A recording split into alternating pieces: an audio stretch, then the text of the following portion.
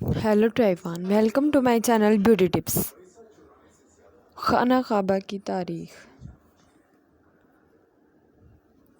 جب حضرت آدم علیہ السلام وحشت سے زمین پر تشریف لائے تو بارگاہ الہی میں عرض کیا کہ خدایا، یہاں نہ تو ملائکہ کی تسبیح تکبیر سن سکتا ہوں، نہ ہی کوئی عبادت گاہ دیکھتا ہوں، جیسا کہ آسمان میں بیت الحمار دیکھتا جس کے ارد گرد ملائکہ طواف کرتے تھے۔ جواب ابھی آیا کہ جاؤ، جہاں ہم نشان بنائیں گے وہاں کعبہ بنا کر ارد گرد طواف بھی راہ کرنا اور اس کی طرف نماز بھی ادا کرو۔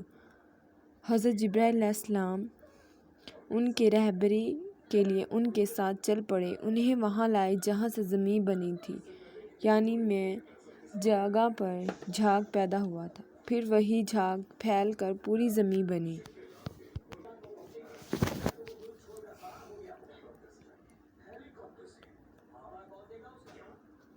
حضرت جبرائیل علیہ السلام نے اپنا پر مار کر 7ویں زمین تک بنیاد ڈال دی، جس کو ملائکہ نے 5 پہاڑوں کے پتھروں سے بنیاد بھر کر نشان کے لیے چاروں طرف کی دیوار۔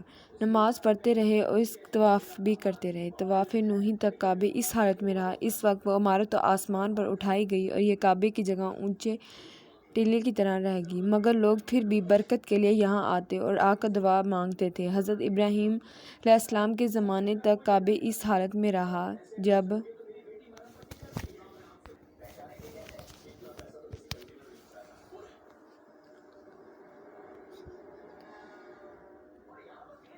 حضرت اسماعیل اور حاجر اس میدان میں آ کر ٹھہرے، اس کی وجہ سے یہاں کچھ آبادی ہوگی۔ تب حضرت حاجرہ کے انتقال کے بعد حضرت ابراہیم علیہ السلام کو حکم ہوا کہ حضرت اسماعیل کو ساتھ لے کر یہاں کعبہ بنائیں۔ اس کی نشانی اس طرح فرمائی گئی کہ ایک بادل کا ٹکڑا بھیجا گیا۔